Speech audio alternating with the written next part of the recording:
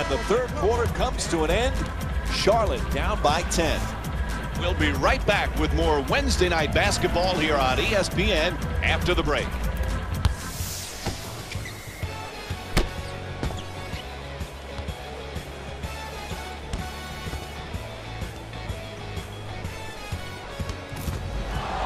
Three quarters complete. The home team has heard it from the crowd all night long. Despite the poor performance, they still have a shot here. They do. And right now, if you're a fan, quit booing, stand up and try to energize your team. Yeah, anybody can pile on, but do your job so the team can do theirs.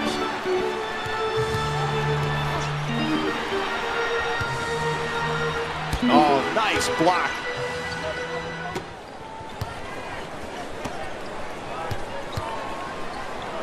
To the rim, good touch inside. Beautiful concentration there to finish over the top of the defender without worrying about being fouled. To Jefferson.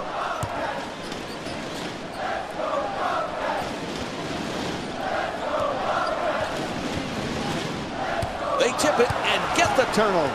You can't teach that sense of timing. Look at that steal. He knows just the time to reach his hand in there and poke the ball away without fouling.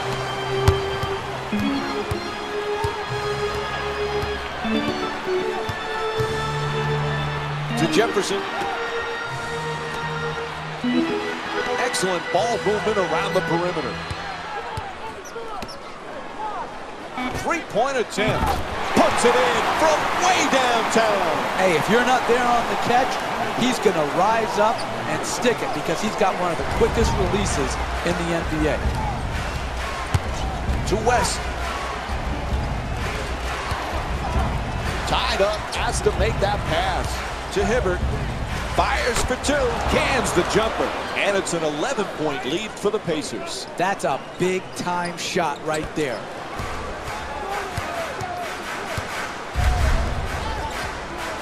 Forced to make the pass. Denied by West.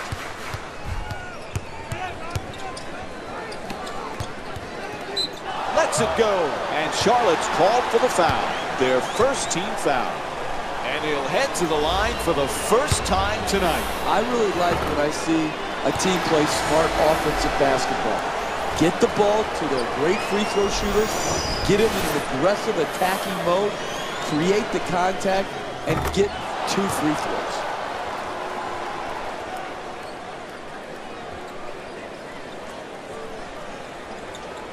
Whistle blows.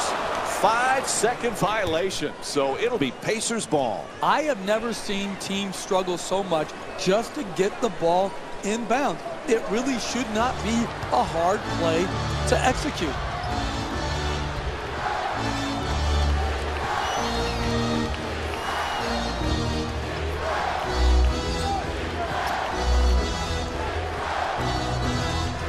Charlotte will soon return to being the Hornets. They'll be the Bobcats for one more year. When they were the Hornets, they had some great years, including having a player, Larry Johnson, who was one of your favorites to coach when both of you were in New York.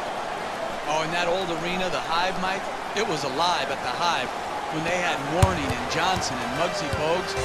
What a great environment. I hope they can get back to that when they get back to that nickname of the Hornets in their downtown arena. But Larry Johnson came to us in New York, and Mike, I remember someone from the Hornets calling me up and saying, this is going to be the most difficult guy you ever coached. And Larry Johnson turned out to be the easiest guy I've ever coached. Totally team-oriented. There has never, ever been a guy to be a better teammate than Larry Johnson. He just endeared himself to everyone except the media. He didn't like the media a lot, which back in those days with New York, we sort of appreciated too, but he was just a heck of a guy to have the opportunity to coach.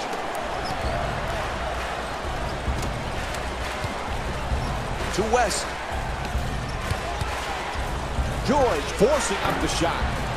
Won't go.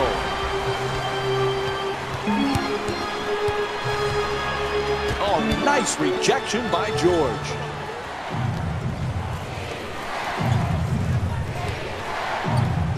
Tied up and has to pass. Can't hit the two. Gerald Henderson with the ball in control.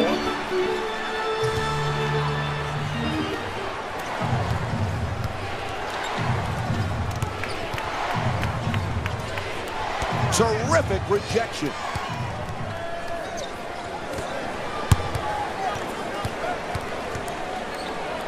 Oh, rejected.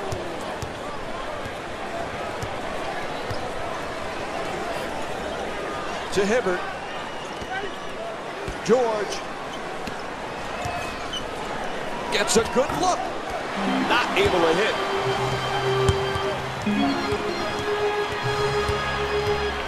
The shot is blocked.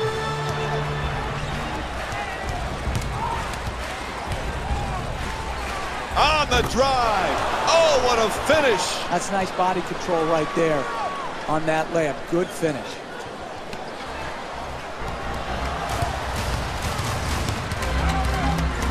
Puts it up for two. Off the mark.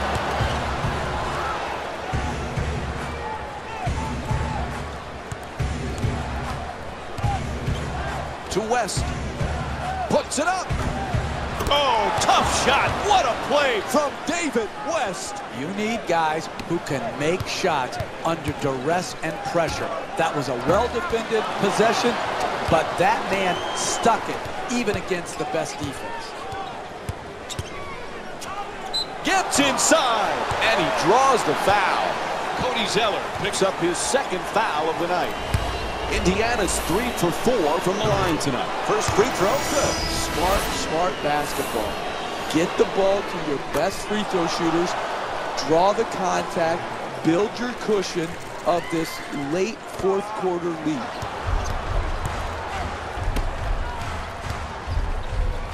He's blocked. Oh, he shoots it. Shot won't go. It's deflected, and they come up with it. To George. Gets to the rim. Scores. Nice move. An 8-0 run for the Pacers. Fires away for two. No good.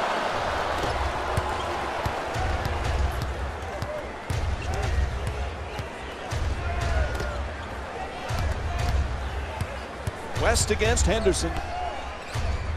Tries to adjust the shot, out of bounds.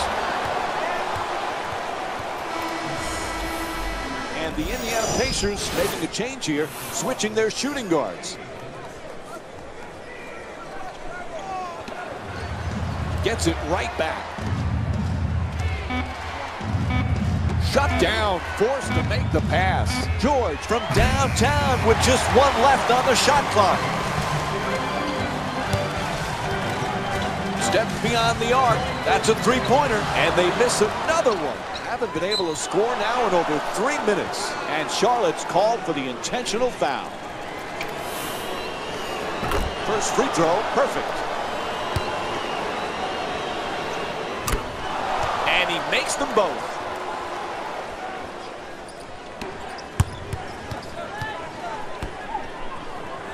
Shoots for three. Nails the jumper from downtown. Charlotte 7 for 17 from outside. That's a nice catch-and-shoot jump shot. And the referee calls for the intentional foul.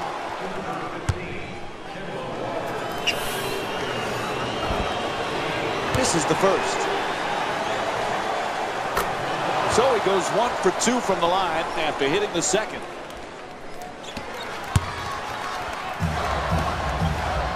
It's blocked. And Gerald Henderson's whistled for the intentional foul. And he connects on the first free throw.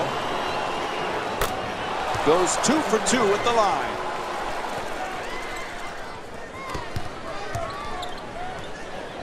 Fires from three-point range. Knocks it down. He's 2 for 4 from beyond the arc. Man, he got that one off quick. And Charlotte's called for the intentional foul.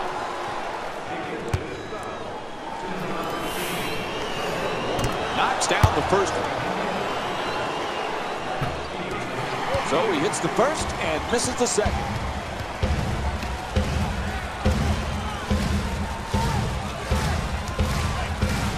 Goes for the three-pointer.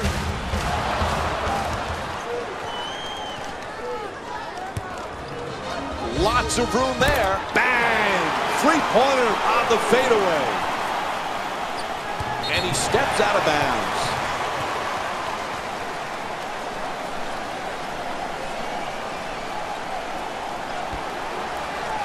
Quick release for three. Knocks it down.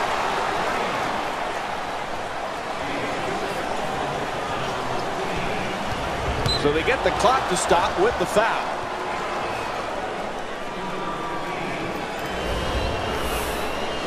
And he hits the first free throw. And fails to hit them both. Hits the first, misses the second. Out of bounds.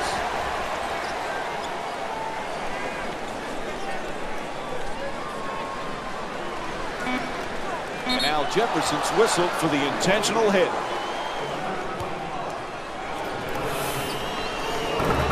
First free throw, good. And Roy Hibbert with 10 points. He throws it from deep. Henderson. And as the buzzer sounds, just one of those long, long nights. Nothing would fall for them as they lose to the Pacers by a score of 67-54. This has been a presentation of ESPN on EA Sports. For Jeff Van Gundy and our entire EA Sports crew, this is Mike Breen saying join us next time and good night from the Time Warner Cable Arena in Charlotte.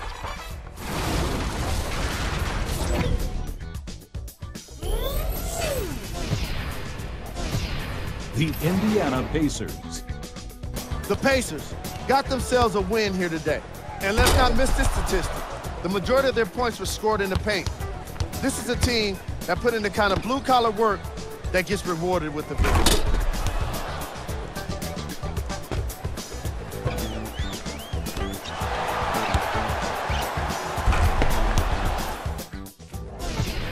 Here are the guys who put up the most points for the Indiana Pacers.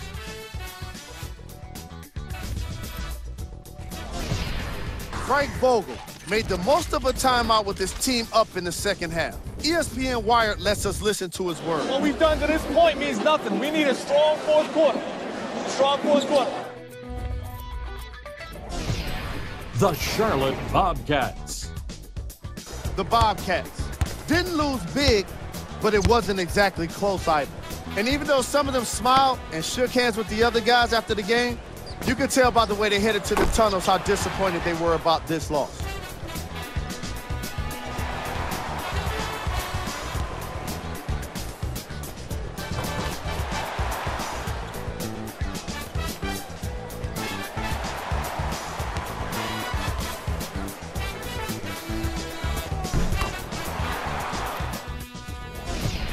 Here are the guys who put up the most points for the Charlotte Bobcats.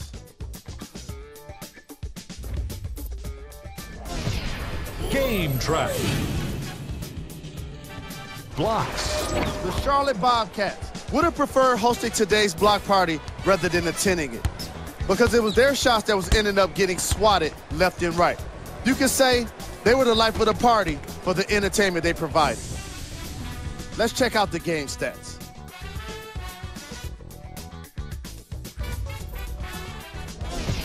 Player of the game. Roy Hibbert did more than just contribute with his scoring. He put in work on the boards as well. That kind of combination, points and rebounds, is always going to be welcomed by any person in this league. His coach is lucky to have him. And the cherry on top, he got a double-double.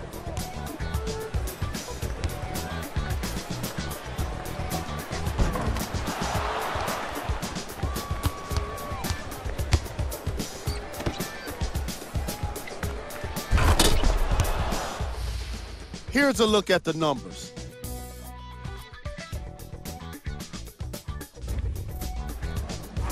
On behalf of ESPN on EA Sports, I'm Jalen Rose, and it's been our pleasure to present you with some NBA basketball.